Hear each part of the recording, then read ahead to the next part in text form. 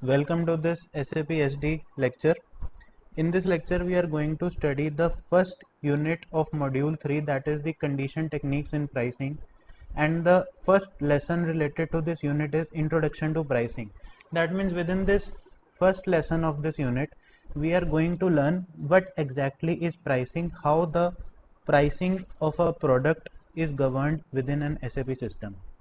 To look at the pricing, we have a very important criteria, that is the condition master data. Condition master data is the database that is maintained in SAP SD system and is relevant only and only for pricing. That means if we have to find out what price our product is sold to a particular group, or what particular material has all the related prices with it, then we have to switch to condition master data and we can check from that. So in this condition master data, we will have tables. Just like in a database we have tables, similarly in this condition master database also we will have different tables, and all those tables will in-how specifically govern some prices for some particular group of customers or some particular group of materials. So first of all, we have to study about the term conditions. What are conditions? Conditions are basically the factors that will affect the price of a product. To study these factors, we have grouped them into the condition groups. The factors when grouped together are called condition groups, and there are 4 condition groups that exist in SAP SD system. The first one is prices, the second one is discounts and surcharges, third one is freight, and fourth one is taxes.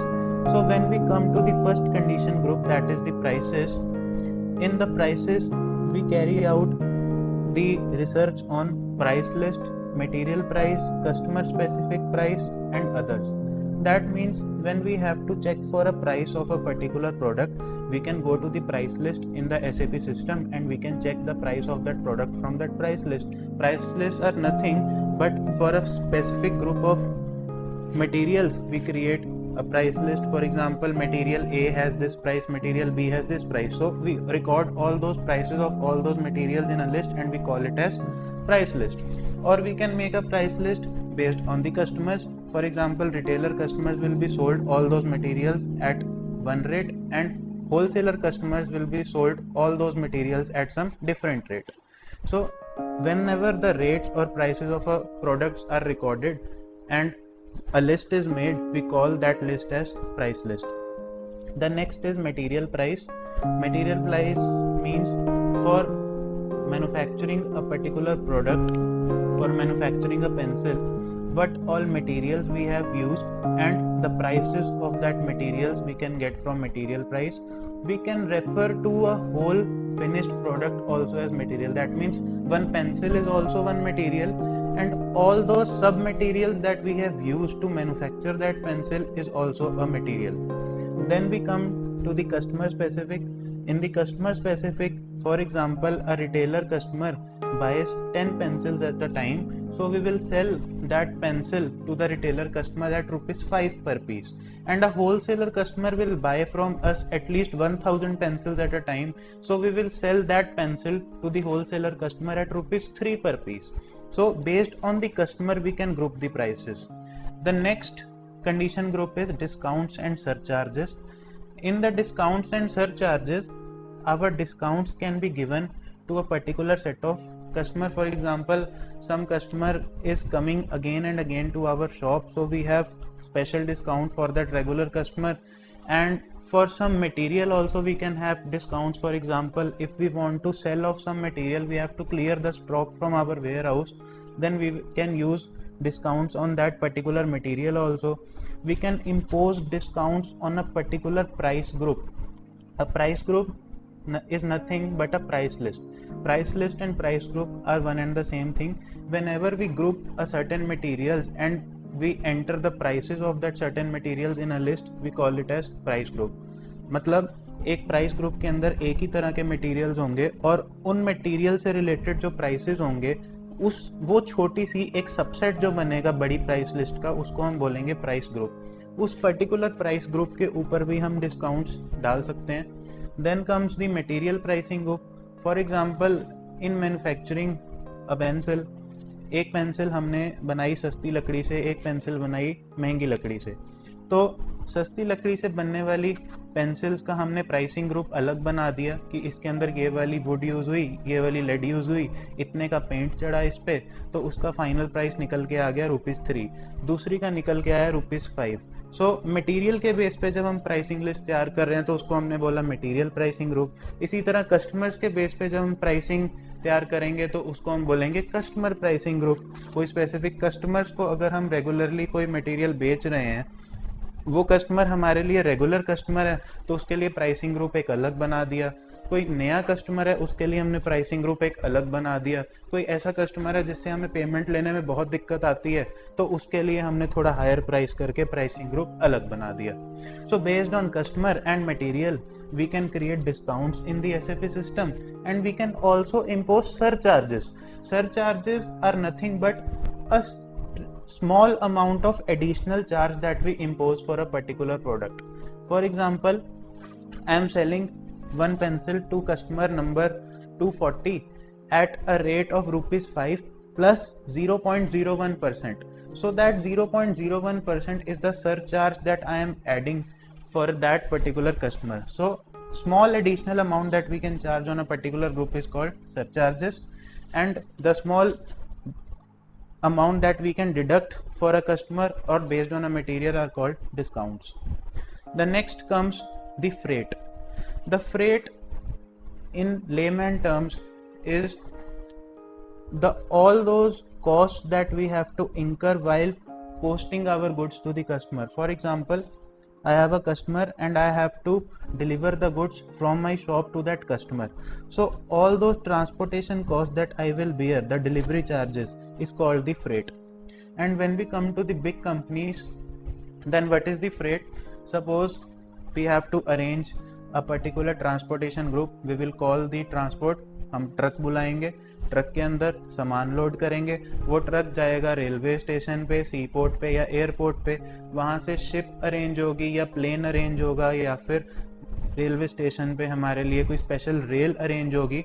तो उसके लिए हम जो भी suitable transportation use करेंगे उसके charges plus transportation के दौरान जो हमारे चार्जेस आएंगे वो भी फ्रेट में जुड़ेंगे।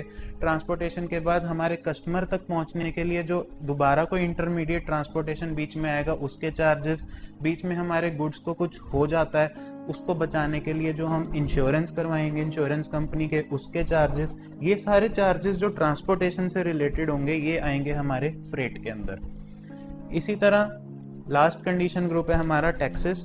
टैक्सेस हमारे डिपेंड कर सकते हैं हमारी अपनी कंट्री पे। अगर हम अपनी कंट्री में मैन्युफैक्चरिंग कर रहे हैं किसी गुड्स की या सेल आउट कर रहे हैं कुछ गुड्स, तो इंडिया का लॉ जीएसटी टैक्सेस के बेस पे काम करता है या इनकम टैक्स के बेस पे काम करता है। ऐसे ही टैक्सेस हमारे जो हमारी डेस्टिनेशन कंट्री है जहाँ पे हमारे गुड्स जाने हैं उनके बेस पे भी हमारी प्राइसिंग चेंज हो सकती है। हमने फॉर एग्जांपल हमने कोई पेंसिल्स भेजी जर्मनी में, अब जर्मनी में पेंसिल पहुंचती हैं तो वहाँ पे हमारे ऊपर उन पेंसिल्स के ऊपर हमसे 12% टैक्स लिया जाता है फॉर एग्जांपल।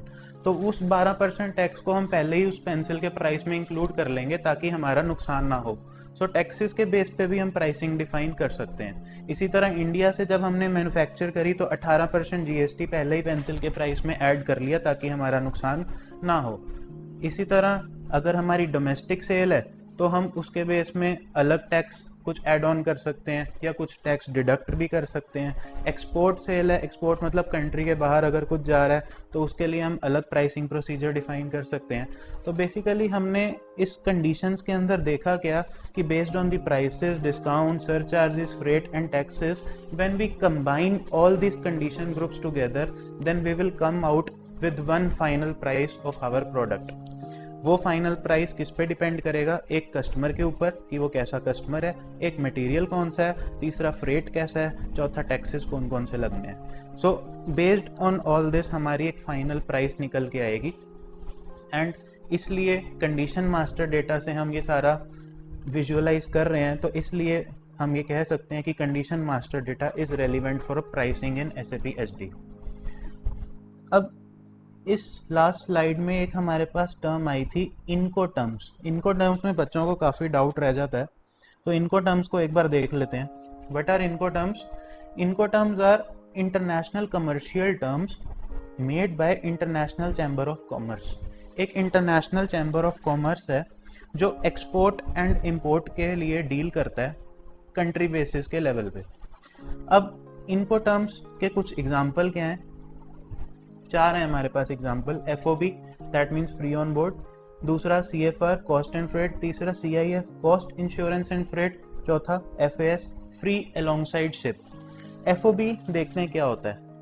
FOB में seller is responsible to pay all the charges of the transportation and vessel arrangement. What is a vessel? Vessel is the ship that will transport the goods from country A to country B.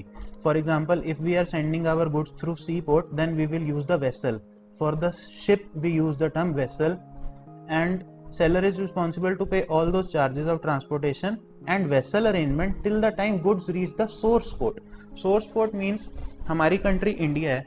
For example हमने Mumbai port से अपने goods दूसरी country में भेजने हैं। मुंबई में सी port है, वहाँ से हमें दूसरी कंट्री में गुड्स भेजने हैं। तो दिल्ली से लेके या जिस भी सिटी में आपकी कंपनी है, वहाँ से लेके मुंबई तक के सारे चार्जेस जितने भी होंगे ट्रांसपोर्टेशन के और मुंबई पोर्ट पे शिप बुक करने के चार्जेस, वो किसके हिस्से में आएंगे? आपके हिस्से में, जो कि गुड्स सेल ऑन कर रहा है, जो सेलर है। तो जब हम एक सी पोर्ट तक की बात करते हैं और सी पोर्ट पे शिप अरेंजमेंट तक की बात करते हैं, तो हम टर्म यूज करते हैं फ्री ऑन बोर्ड। ऐसे ही सी पोर्ट की जगह रेलवे स्टेशन भी हो सकता है, एयरपोर्ट भी हो सकता है। और गुड्स आपके वेसल में लेड ऑन होने के बाद रिस्पॉन्सिबिलिटी किसके पास चली जाएगी? आपके कस्टमर के पास। एक बार आपने गुड्स को लोड कर दिया अपने स्पेसिफिक वेसल में, उसके बाद आपकी कोई रिस्पॉन्सिबिलिटी नहीं है।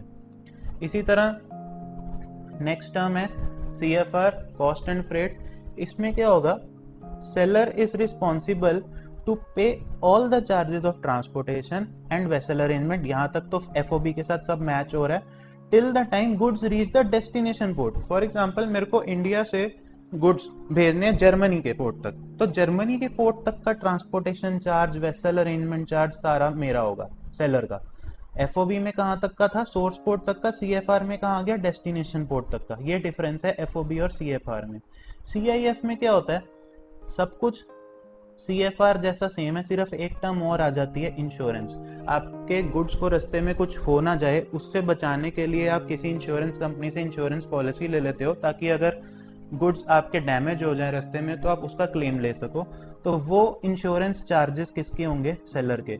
मतलब अभी तक हम क्या कर रहे हैं? FOB में सेलर की कम रिस्पॉन्सिबिलिटी थी, CFR में डेस्टिनेशन पोर्ट तक गई और ज़्यादा रिस्पॉन्सिबिलिटी बढ़ गई, CIF में और ज़्यादा रिस्पॉन्सिबिलिटी बढ़ गई जब हमने इंश्योरेंस चार्जेस भी ऐड कर दिए। अब FAS क्या है? FAS का मतलब है फ्री अलोंगसाइड शिप। अब FAS को हम कंपेयर करेंगे फ्री ऑन बोर्ड से। फ्री ऑन बोर्ड में क्या था? Responsibility of seller is till the goods are loaded on the specific vessel. मतलब हमने शिप में, ट्रेन में या एयरप्लेन में अपने गुड्स को लोड कर दिया, तब तक सेलर की रिस्पॉन्सिबिलिटी थी। लेकिन FAS में क्या है? The seller frees itself from the responsibility as soon as the vessel is arranged. For example, मैंने गुड्स भेजने हैं जर्मनी, मैंने इंडिया से मुंबई तक का ट्रांसपोर्टेशन चार्ज दिया और मुंबई पे मैंने वेसल अरेंज कर दिया, लेकिन उसमें गुड्स मैंने लोड नहीं कराए। FOB में क्या था? मैं गुड्स को लोड भी करा रहा था। लेकिन FAS में मैंने क्या किया? मैंने अपनी रिस्पॉन्सिबिलिटी लोडिंग से पहले ही ख़त्म कर दी। मैंने वो रिस्पॉन्सिबिलिटी किसको दे दी? कस्टम डिपार्टमेंट को। कस्टम डिपार्टमेंट अपने आप जिस भी तरीके कंटेनर में, शिप में, ट्रेन में लोड करना चाहे करेगा, मेरे को नहीं पता। तो जब मैंने सिर्फ गुड्स को पोर्ट तक पहुंचाने का काम किया और एक वेसल अरेंज करने का काम किया, सिर्फ उसकी फीस दे दी कि हाँ जिस भी चीज़ में आप इसको चढ़ाओगे उसके पैसे मेरे से ले लो, मेरे को नहीं जानना वो आप कौन सी चीज़ में इसको भेजोगे। तो FOB से एक स्टेप पहले ही जब मैंने रिस्पॉन्सिबिलिटी अपनी कम कर दी, सेलर ने अपनी रिस्पॉन्सिबिलिटी कम कर दी, तो मैंने उसको बोला free alongside ship. That means goods are alongside the vessel, now the customer is responsible for the cost of loading it into the vessel. अब रिस्पॉन्सिबिलिटी किसके पास चली गई? कस्टमर के पास, कि कस्टमर खुद अपनी पेमेंट करके वो गुड्स को लोड कराएगा वेसल में। मेरा काम कहाँ तक था? वेसल अरेंज करके देना। लेकिन FOB में मैं लोड भी करा रहा था। ये डिफरेंस है इन 4 इनको टर्म्स में। अब इस स्लाइड से आई होप आपको समझ आ गया होगा कि इनको टर्म्स क्या होते हैं। नेक्स्ट टर्म जो है हमारी कंडीशन रिकॉर्ड्स। कंडीशन रिकॉर्ड्स क्या हैं? A condition record is defined as how the system stores a specific condition. Condition क्या चीज़ थी? वो एक स्पेसिफिक फैक्टर जो हमारे पर्टिकुलर प्रोडक्ट का प्राइस गवर्न कर रही थी। अब वो फैक्टर्स कैसे स्टोर होंगे आपके एसएपी सिस्टम में, वो डिफाइन करता है condition record. Example of a condition record, entering the price of a product और to specify the discount of a privilege customer. एक हमने एक पर्टिकुलर प्रोडक्ट का एक या फिर एक प्रिविलेज कस्टमर का कंडीशन रिकॉर्ड बनाना है, ताकि अगर हमारे पास कोई हमारा प्रिविलेज कस्टमर आए तो उसको क्या प्राइस लगे और वो कौन सा मटेरियल खरीदे तो उस पर उसको डिस्काउंट क्या मिले। ये हमारा क्राइटेरिया है। तो कंडीशन रिकॉर्ड का सबसे पहले जो हमारे पास फैक्टर है वो है कंडीशन टाइप, कि उस कंडीशन टाइप में हमने स्पेसिफाई कर दिया कि स्पेशल ऑफर डिस्काउंट है। फॉर एग्जांपल मेरे को क्लियरेंस सेल लगानी है, मेरे को अपना शोरूम बंद करना है, तो मैंने स्टॉक क्लियरेंस सेल लगा दी, उसको मैंने नाम दिया special offer discount. Sales organization मेरी 1000 थी, डिस्ट्रीब्यूशन चैनल 01 था, कस्टमर नंबर K1 और मटेरियल नंबर M1 में सेल आउट करना चाह रहा हूँ कस्टमर K1 को। ये सारी डिटेल्स मैंने नोट डाउन कर ली। इसके बाद मैंने देखा कि मेरे को अपना जो शोरूम है 30 मई तक क्लोज करना है, तो मैंने क्या किया, एक पीरियड डिसाइड किया 1 मार्च से लेके अप्रैल 30 तक। उसमें मैंने देखा कि अगर कोई कस्टमर $1000 की चीज़ खरीदता है तो उसे 1% डिस्काउंट मिले, $2000 की चीज़ खरीदता है तो 2% का डिस्काउंट मिले, $3000 की चीज़ खरीदता है तो 3% का डिस्काउंट मिले। ऐसे ही मैं अपर लिमिट लोअर लिमिट कुछ स्पेसिफाई कर सकता हूँ कि मिनिमम डिस्काउंट कितना देना है और मैक्सिमम कितना देना है। और मैंने एक पीरियड और डिफाइन किया May 1 से लेके May 30 तक का। अब क्योंकि मेरा टाइम क्लोज आ गया है, मेरे को शोरूम एकदम से बंद करना है, तो मेरे को डिस्काउंट्स बढ़ाने पड़ेंगे अगर मेरे गुड्स अभी बिके नहीं है तो मैंने इसमें $1000 पे 2% का डिस्काउंट कर दिया, 2000 पे 3% का और 3000 पे 4% का। तो इस तरह जब मैंने 2 पीरियड्स डिफाइन कर दिए तो ये मेरा जो स्ट्रक्चर बन गया, इसको पूरे को मैं क्या बोलूँगा, कंडीशन रिकॉर्ड। कंडीशन रिकॉर्ड में आया क्या क्या, एक कंडीशन टाइप कि आप किस तरह की कंडीशन लगाना चाह रहे हो। मैंने बोला स्पेशल ऑफर डिस्काउंट या फिर स्टॉक क्लियरेंस सेल, जो भी आपके एसएपी सिस्टम में डिफाइंड है। उसमें मैंने सेल्स और डिस्ट्रीब्यूशन चैनल, कस्टमर और मटेरियल डिफाइन किया और कुछ पीरियड्स डिफाइन कर दिए कि इस डेट से इस डेट तक इतना डिस्काउंट चलेगा, इस डेट से इस डेट तक इतना डिस्काउंट चलेगा, also depending on the amount of sale. और ये जो मेरा ऊपर वाला बॉक्स था condition type, sales off, distribution channel, customer और मटेरियल, इसके ऊपर मैं कंडीशन डिफाइन कर रहा हूँ। आप देख सकते हो मैंने एक स्पेसिफिक कंडीशन टाइप ली, अपनी कंपनी ली, उसका डिस्ट्रीब्यूशन चैनल लिया, वो कस्टमर उठाया स्पेसिफिक, वो मटेरियल उठाया स्पेसिफिक। मतलब मैंने प्रिविलेज कस्टमर की बात करी तो मैं एक कस्टमर K1 की बात कर रहा हूँ, और मैंने एक स्पेसिफिक प्रोडक्ट की बात करी तो मैं एक स्पेसिफिक मटेरियल की बात कर रहा हूँ M1। और इसके ऊपर मैंने क्या लगानी है कंडीशंस, मतलब ये क्राइटेरिया कि एक पीरियड में इतना डिस्काउंट मिले, दूसरे पीरियड में इतना डिस्काउंट मिले। तो ये पूरा मेरा क्या बन गया, कंडीशन रिकॉर्ड। इसको मैं क्या बोलूँगा, structure of a condition record. I hope ये चीज़ आपको क्लियर हो गई होगी।